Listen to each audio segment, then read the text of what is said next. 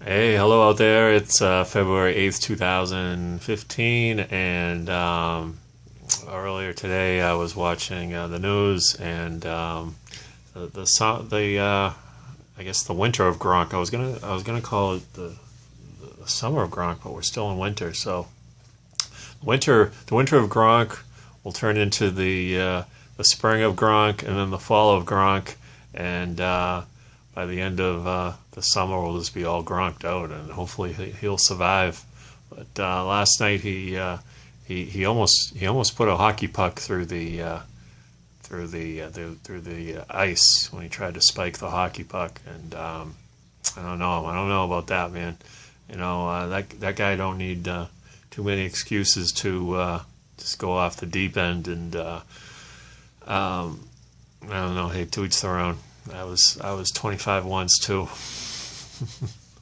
but I didn't have the options he had. But anyway, the options I did have were enough trouble as it was. But as far as earlier I went to talk about was that they had that story earlier in the newscast. They had a story about the Hernandez trial, and how they were trying to get jurors, and it was only maybe like 5 minutes later they were talking about Gronk, and I mean it wasn't that long ago, a couple of years back, that the two of them, their careers were in lockstep. He might even have said that Hernandez was ahead of him because Hernandez was the healthy one. Hernandez was just as good, and almost as good. He was healthy, and he was always playing all the time, and God, that guy was talented, and you had the two of them in the lineup at the same time. It was just unbelievable how many points they were racking up. And they were both, that year that they were undefeated until the Super Bowl, I think they were both in the starting lineup. And they both came into the league around the same time. I think they were drafted the same year. If not, maybe Hernandez might be a year older. I'm not sure. But, yeah, I mean, Hernandez was about as unstoppable as Gronk. And yeah, so he was, if not as great a player as Gronk, I mean, he was, option 1B to Gronk's 1A. And, to see what happened to that guy, I mean, just unbelievable. Just, how could you just throw it all away the way he did, I mean, whatever was going on with that guy that he had the beef with. But it wasn't only just that incident. It was the other incident that he was involved with the other two people on the highway that I guess he killed them too. I mean, God, what makes people do these things that I would think that if you're in that way of living, that you have no other options or choices to make, and that seems like an alternative to make your money or whatever you're doing, dealing drugs or whatever that you have. The collateral damage would be to kill people and whatever. But this guy he just signed a contract for over $50 million. I mean, that's how. I think him and Gronk's contracts were about the same. They signed around the same time. So, it just goes to show you. I wanted to say that maybe drugs were involved in his way of thinking or whatever, but apparently that wasn't the way. He just was grew up as a gangbanger or whatever, and he just brought that with him. He didn't leave it where it belonged, outside of his new life. He just kept that mentality up. And I mean, Gronk's no angel either. You can tell that.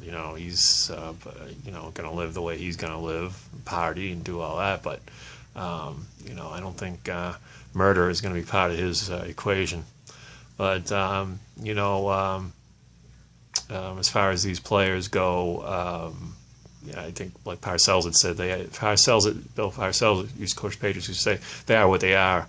They are what they do, not who they are. So, you can admire what they do on the field, but, as far as being role models or whatever, and, for people to say the other day, how he was acting on the parade, with the drinking and all that stuff. But, you can't force people to be something that they're not. Gronk ain't a role model, and yeah, he's a great football player, makes great catches on the field, but as far as being somebody you want to emulate, no, not at this point of his life. I think Gronk is all about Gronk, and that's just from the outside looking in. And like I say, he's very young, immature, and he has an amazing talent, and that's great, and hopefully he, can, I think, smarten up a little bit,